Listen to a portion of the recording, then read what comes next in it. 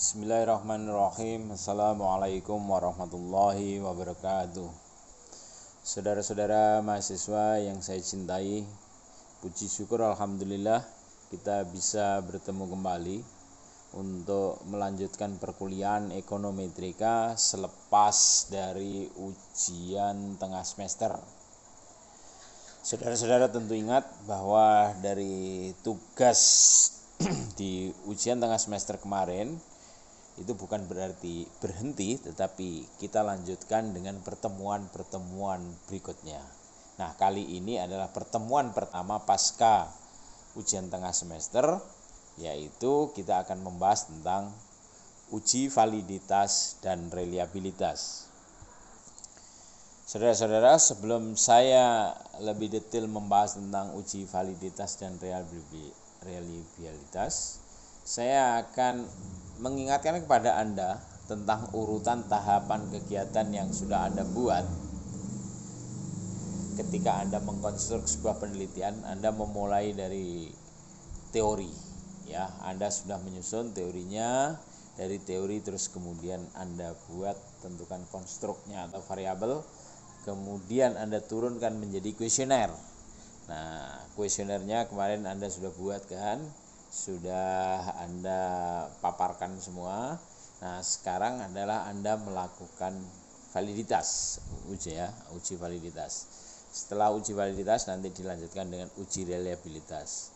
Setelah tahapan uji reliabilitas inilah baru kuesioner itu akan bisa digunakan untuk menarik data. Nah, pada saat ini kita akan membahas di uji validitas dan uji reliabilitas. Oke, kita kasih highlight dulu tentang uji validitas. Uji validitas itu digunakan untuk mengetahui tingkat kesesuaian antara butir pertanyaan dengan teori yang digunakan sebagai pembentuk konstruk. Kemudian uji validitas ini merupakan uji yang digunakan untuk menentukan tingkat kesesuaian dengan mendasarkan pada angka korelasi butir pertanyaan dengan konstruk. Nah, korelasinya adalah korelasi produk momen. Ini yang kemudian menghasilkan R hitung. Nah, R hitung ini nanti harus kita bandingkan dengan R tabel. Jika R hitung lebih besar dibandingkan dengan R tabel, maka kuesioner tersebut dinyatakan valid. Sebaliknya, jika R hitungnya lebih kecil dibandingkan dengan R tabel, maka dinyatakan tidak valid. Bagi kuesioner yang dinyatakan valid, bisa dilanjutkan untuk uji reliabilitas. Tetapi bagi yang invalid atau tidak valid, maka butir pertanyaan itu di-drop, tidak bisa digunakan lagi, ya. Oleh karena itu pengujian validitas ini penting, karena itu untuk menentukan valid dan tidaknya butir kuesioner. Nah, kalau uji reliabilitas itu merupakan tahapan setelah uji validitas. Ini digunakan untuk menguji kehandalan atau keajegan konstruk yang sudah dinyatakan valid. Nah, konstruk atau butir kuesioner yang sudah valid itu diuji lagi hingga untuk menentukan tingkat keajegan itu. Nah, ukuran reliabilitas ini ditentukan dengan melihat nilai alfa Cronbach. Nah, jika nilai alfa Cronbach-nya lebih besar dari 0,60, dinyatakan konstruk tersebut sudah handal. Nah, konstruk yang sudah dinyatakan handal ini atau reliable ini dapat digunakan untuk menarik data. Tentu saja ini adalah data primer. Itu teori tentang uji validitas dan uji reliabilitas. Nah, sekarang untuk tahapan kita menguji validitas, tentu saja kita akan menggunakan SPSS, ya, software SPSS. Nah, caranya supaya kita bisa melakukan pengujian validitas menggunakan SPSS, yang pertama sekali adalah Anda aktifkan SPSS Anda. Ini harus punya ini software SPSS. Setelah aktif SPSS-nya, Kemudian buka file Anda. Nah, file Anda kemarin Anda kasih dengan nama apa itu dipanggil, ya, diaktifkan filenya. Kemudian setelah aktif, datanya sudah muncul di layar, Anda masuk ke SPSS lalu klik icon analyze. Klik analyze. Setelah klik analyze, Anda klik skill. Setelah Anda klik skill, Anda klik lagi reliability analysis. Setelah itu pindah data butir pertanyaan yang tadinya di sebelah kiri, pindah ke sebelah kanan di kolom item itu. Nah, setelah itu Anda pilih itu, klik statistik yang ada di sebelah kanan itu, kemudian pilih yang ada di kolom deskriptif itu, ada pilih item, skill if item deleted, itu Anda kasih centang semua. Setelah itu selesai, Anda lakukan klik continue. Setelah itu oke. Maka nanti dari situ Anda akan menghasilkan sebuah output dari SPSS. Baiklah saudara-saudara, sekarang kita perlahan-lahan berpraktek menggunakan SPSS. Ya, coba ikuti layar di situ. Nah, di layar itu Anda sudah memunculkan, sudah memanggil data kan? Datanya muncul di situ. Ya, ada data butir pertanyaan Y11, Y12 dan lain sebagainya itu. Terus semuanya ada datanya. Nah, kemudian urutan respondennya di situ ada 40. Barangkali ini 40 butir pertanyaan yang Anda akan uji validitas. Nah, langkah pertama Anda dari worksheet-nya SPSS itu, Anda klik gitu, analyze. Itu kan ada file, edit, view, data, transform, analyze. Anda klik analyze. Setelah Anda klik analyze, maka akan muncul pilihan itu ke bawah itu. Nah, Anda pilih skill. Skillnya Anda klik. Setelah skill Anda klik, Anda pindah ke kursor ke sebelah kanan, Anda klik reliability analysis. Ya, reliability analysis-nya Anda klik. Oke, saya ulangi, Anda klik analyze, kemudian Anda pilih skill. Setelah skill Anda pilih reliability analysis. Setelah Anda klik, maka akan muncul kotak reliability analysis. Nah, di situ ada muncul butir pertanyaan itu. Ada Y11, Y12, Y21, Y22, Y31, Y32. Nah, ini adalah penamaan yang ada di file saya. Tentu saja penamaannya berbeda dengan file Anda. Jadi nanti mengikuti file Anda. Ya, Anda pilih itu. Nah, sekarang misalnya saya mau menguji butir pertanyaan Y11 sampai Y32. Maka Y11, Y12, Y21, Y22, Y31, Y32 saya blok dari itu, kemudian saya pindahkan ke sebelah kanan menggunakan kotak panah itu. Nah, dengan saya klik di situ, maka akan pindah ke item. Ya. Saya ulangi, Anda pilih itu sortir semua kuesioner, kemudian Anda klik panah itu, nanti akan pindah ke item.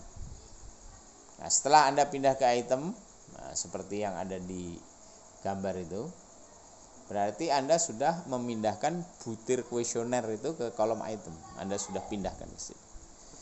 Nah, kalau sudah semuanya sudah pindah ke situ, langkah berikutnya bagi Anda adalah klik statistik yang ada di sebelah kanan itu.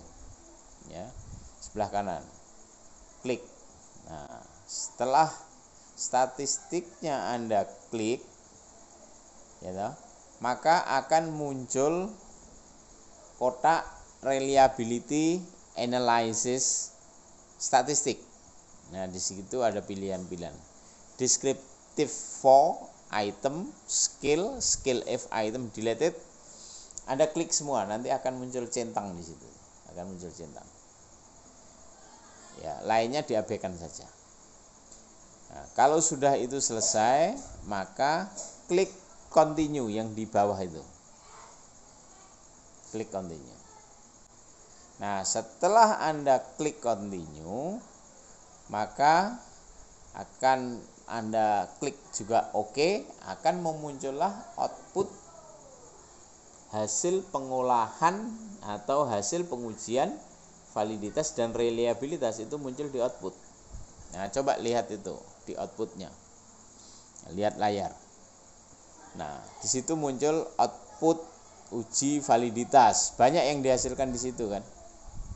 Ada title, case process, reliability, ya, reliability statistik, kemudian item statistik, item total statistik, skill statistik. Nah, di situ muncul. Nah, untuk melakukan pengujian uji validitas, Anda pilih output yang item statistik, ya, item total statistik. Nah, seperti di layar itu. Nah, ini untuk menguji validitas. Nah, Anda fokus pada kolom yang saya lingkari merah di situ, ada tulisannya corrected item total correlation.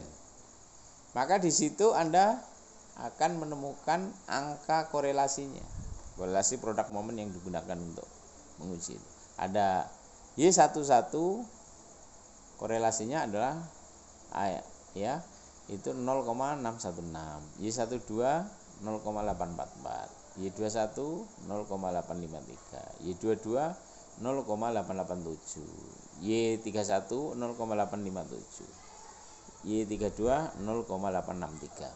Nah, angka-angka ini, angka korelasi ini, angka R hitung, ini namanya R hitung, ya. Ini R hitung. Nah, R hitung ini dibandingkan dengan R tabel. Nah, ketentuannya begini: jika R hitung itu lebih besar dari R tabel, maka kuesioner dinyatakan valid. Jika R hitung lebih kecil dari R tabel, maka kuesioner dinyatakan tidak valid. Nah, bagi yang tidak valid agar di drop, tidak dipakai dan tidak disertakan dalam uji reliabilitas. Tapi bagi yang valid, nah ini yang diuji lagi menjadi uji reliabilitas. Nah, saudara-saudara, kalau kita lihat R-nya ini, nah, dengan responden sebesar 40, ini lebih besar daripada R tabel, karena R tabelnya itu kalau Anda lihat nanti di tabel itu hanya sekitar 0,4 sekian gitu.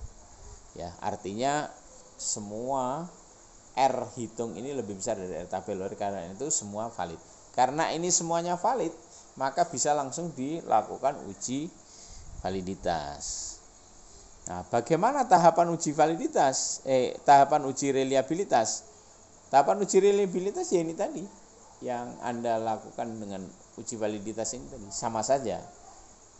Nah, dari situ output dari pengujian validitas itu sudah menyangkut atau sudah memuat output uji reliabilitas. Nah, uji reliabilitasnya bagaimana? Anda lihat itu di outputnya itu kan ada case processing summary. Case processing summary, terus di bawahnya ada reliability statistik. Nah, reliability statistik itu Anda klik, maka akan muncul gambar itu. Reliability statistik ada Cronbach alpha, kemudian ada kolom end of item.